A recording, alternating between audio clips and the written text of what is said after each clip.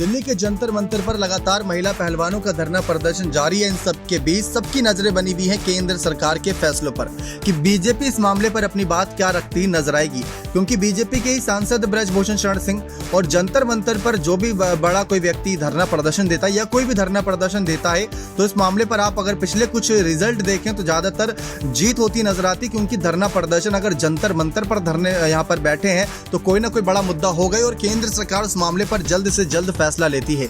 इन सब के बीच अभी हाल ही में निकाय चुनाव हुए उत्तर प्रदेश के, कहा गया कि ब्रजभूषण शरण सिंह जिस क्षेत्र से आते हैं वहां पर बीजेपी का ज्यादा बड़ी जीत ने भी हार होती नजर आई है।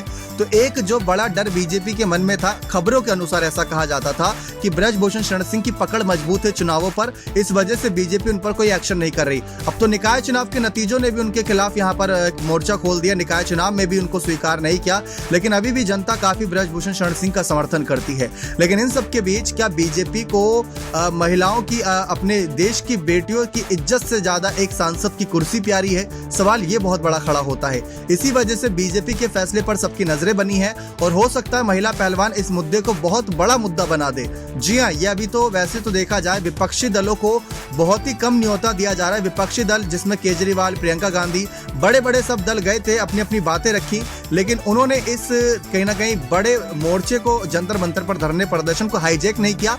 महिला पहलवानों ने साफ कहा कि हम अपनी लड़ाई खुद लड़ लेंगे, बस आप आवाज उठाते रहिए, वो भी आप अपने तरीके से यहाँ पर आए लेकिन शांतिपूर्वक। तो इस तरीके से बीजेपी पर दबाव बनाने की कोशिश है, लेकिन बीजेपी पर दबाव बनना है या नहीं बनना है ये तो आने वाले कुछ और चुनाव के नतीजे इस बात को इशारा करेंगे कि बीजेपी के लिए कितना ज्यादा नुकसान और फायदेमंद रहा ये जंतर मंतर पर महिला पहलवानों का धरना प्रदर्शन। क्योंकि अब जांच जारी है, एफआईआर 2 दर्ज हुई है, एक में पॉक्सो एक्ट ऐड किया गया है। तो इस तरीके से बीजेपी को कहीं ना कहीं जल्द से जल्द इस मामले पर फैसला लेना होगा, क्योंकि अभी तक देखा जाए अगर कोई बड़ा व्यक्ति, बड़ा नेता कोई विवादित बयान देता था, कुछ बड़े कदम उठाता था तो बीजेपी जरूर उनके खिलाफ फैसला लेती थी, चाहे उनको पार्टी से निकाल देती थी या फिर यहाँ पर उनको उनके पद से हटा देती थी। तो अलग अलग फैसले अभी तक बीजेपी ने लिए हैं। इसी वजह से बीजेपी जानी जाती है कि एक तो भ्रष्टाचार और दूसरा महिलाओं की सुरक्षा उनके लिए बहुत ज्यादा इंपॉर्टेंट रहता है। लेकिन इस वक्त महिला की सुरक्षा का सवाल है और देखते हैं बीजेपी का इस पूरे मामले पर फैसला क्या रहने वाला है।